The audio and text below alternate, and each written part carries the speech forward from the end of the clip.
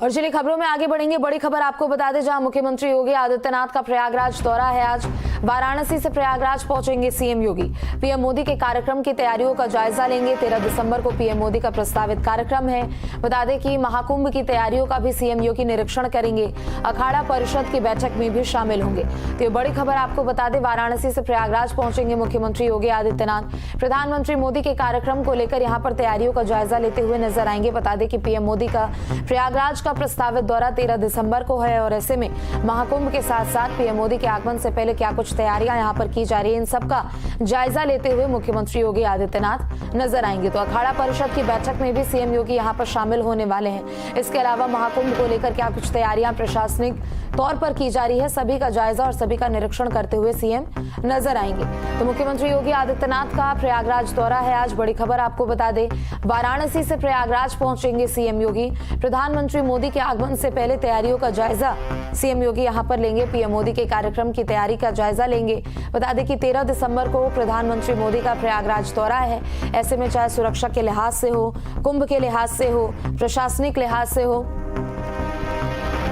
सभी तैयारियों का जायजा लेते हुए यहां पर सीएम योगी नजर आएंगे। ज्यादा जानकारी के लिए संवाददाता मानवेंद्र हमारे साथ जुड़ चुके हैं। मानवेंद्र, आज मुख्यमंत्री योगी आदित्यनाथ प्रयागराज पहुंचने वाले हैं। पीएम मोदी के आगमन से पहले सीएम योगी यहां पर तैयारियों का जायजा लेते हुए नजर आएंगे। क्या कुछ अपडेट आपके पास?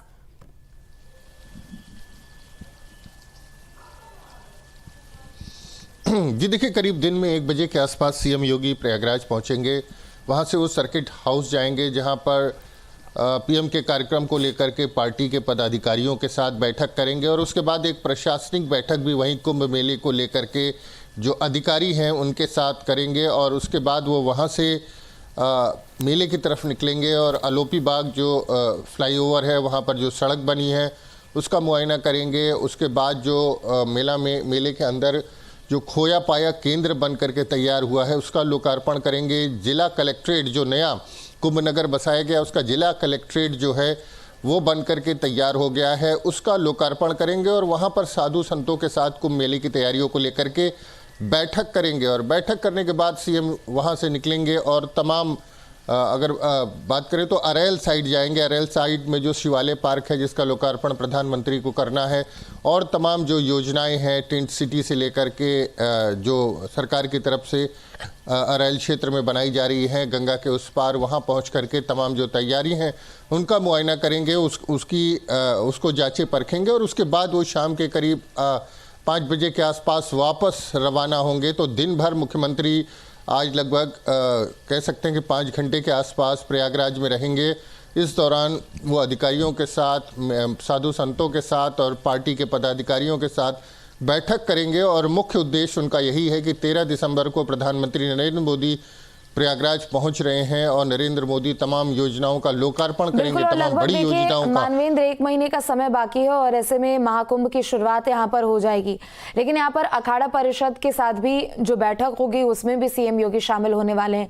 साधु संतों की ओर से, चाहे जो भी अखाड़ा परिषद के लोग होंगे उनकी ओर से क्या कुछ यहाँ पर ऐसी महत्वपूर्ण चीजें की जा सकती है या जानकारी सीएम को दी जाएगी कुंभ के संदर्भ में?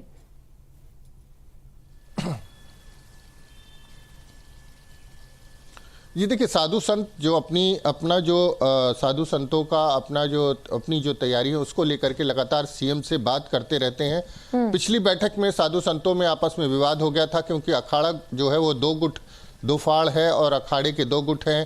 तो जमीन के आवंटन से लेकर सुविधाओं को लेकर के, हालांकि सीएम योगी ने सीधे अखाड़ा परिषद के अध्यक्ष बता रहे थे कि कहा है कि कोई भी समस्या हो तो सीधे उनसे फ़ोन करके बात कर सकते हैं। लेकिन बैठक होती है तो तमाम 13 अखाड़ों के साधु संत मौजूद रहते हैं और भी जो संस्थाएं हैं उसमें जो प्रमुख साधु संत हैं वो वहां पर पहुंचते हैं। अभी हमने देखा कि कुछ साधु संत धरने पर बैठ गए थे। तो ऐसी तमाम समस्याएं होती हैं बैठक में, जो बैठक में तय कर ली जाती है उसका निराकरण हो जाता है, उसका कोई हल निकल आता है। और इसीलिए लगातार सीएम योगी जब प्रयागराज पहुंचते हैं तो साधु संतों के साथ, अखाड़ा परिषद के साथ वो वहां पर जो है बैठक भी करते हैं और उनकी समस्याओं को सुनते हैं और उसका समाधान भी करते हैं। क्योंकि जो कुंभ मेला है वो साधु संतों और अखाड़ों से ही होता है और उनकी समस्याएं जो हैं वो उसका निराकरण वो करते हैं। और उनका जो शिविर है उसकी बसावट कैसी चल रही है, उनकी जो पेशवाई यात्रा निकलेगी वहाँ की उस मार्ग की सड़कें कैसी है, ट्रैफिक कैसा है, तमाम जो बातें होती हैं उसको लेकर के कई बार जो साधु संतों के बीच विवाद होता है उसका निपटारा भी करते हैं। अखाड़ों के बीच में, अखाड़ों के अलग अलग अखाड़ों के बीच में विवाद होता है, संस्थाओं के बीच में विवाद होता है, तो उसका निराकरण भी, चूंकि खुद वो गोरक्ष पीठाधीश्वर हैं, खुद महंत हैं, तो ऐसे में उनकी बात का महत्व होता है और जो तमाम अखाड़े उनकी बात को मानते हैं। प्रदेश के मुखिया के तौर पर साथी और गोरक्ष पीठाधीश्वर भी है और ऐसे में साधु संत भी इस महत्व को समझते हैं कि जब उनके सामने अपनी परेशानियों को वो रखेंगे तो उनका जरूर निराकरण करेंगे। लेकिन इन सबके अलावा पीएम मोदी के आगमन को लेकर अभी महाकुंभ के क्षेत्र में किस तरीके की तैयारी चल रही है? क्योंकि देखिए, एक तरफ तो सुरक्षा व्यवस्था काफी ज्यादा पुख्ता है, हजारों की तादाद में अधिकारियों की यहाँ पर तैनाती होने वाली है। पीएम के आगमन को लेकर क्या खास तैयारी है फिलहाल?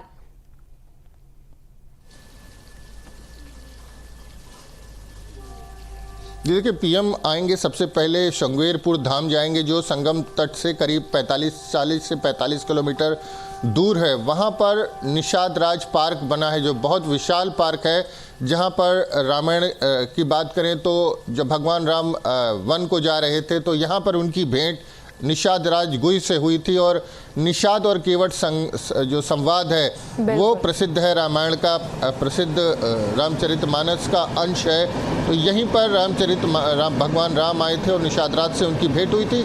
ये निषाद राज की राजधानी थी, यहाँ पर भगवान राम रुके भी थे।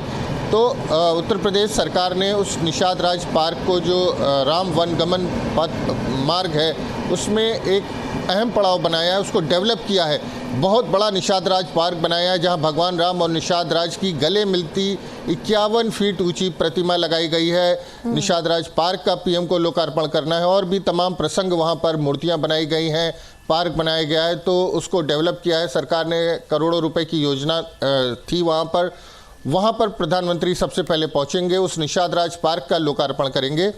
उसके बाद वो प्रयागराज में संगम तट पर पहुँचेंगे। संगम तट पर उनकी सभा होनी है, जहाँ पर जो उनका कैंप है, जो तंबू है, उसको लगाने का काम कर रहा है। सभा स्थल जो है उसको तैयार करने का काम चल रहा है। प्रधानमंत्री जो क्रूज आया है, निषाद राज क्रूज आया है, उससे संगम के किनारे के जो घाटों की तैयारी उसका जायजा लेंगे। संगम के उस पार अरेल साइड में निषाद राज शिवालय पार्क और तमाम ऐसी परियोजनाएं हैं जिनका लोकार्पण भी करेंगे। तो 6,500 करोड़ की परियोजनाओं का लोकार्पण प्रधानमंत्री नरेंद्र मोदी को करना है जो कुंभ से संबंधित है।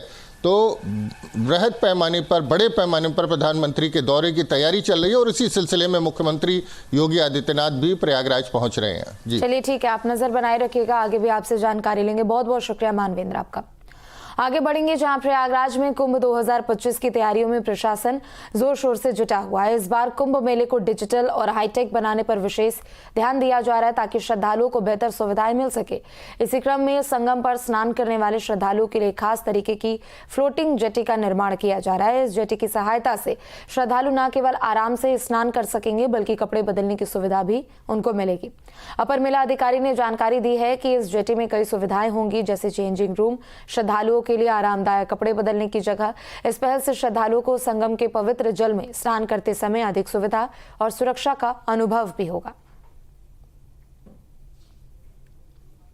देखिए, गवर्नमेंट की तरफ महाकुंभ की तैयारी चल रही है। ये हमारे चेंजिंग रूम्स और जेटीज बन रहे हैं। जेटीज जिस टाइप के होंगे, पूरे मतलब सुविधा लेस होंगे, वो आपको उसमें सारी सुविधाएं मिलेंगी, जैसे सोफे से लेकर बैठने से लेकर सब कुछ सुविधा होगी। प्लस उसमें जेटीज में वो कंट्रोल, रिमोट कंट्रोल से कंट्रोल होने वाली, स्टीयरिंग कंट्रोल होने वाली पूरी मशीनरी पूरी फिट है उसमें यहाँ की।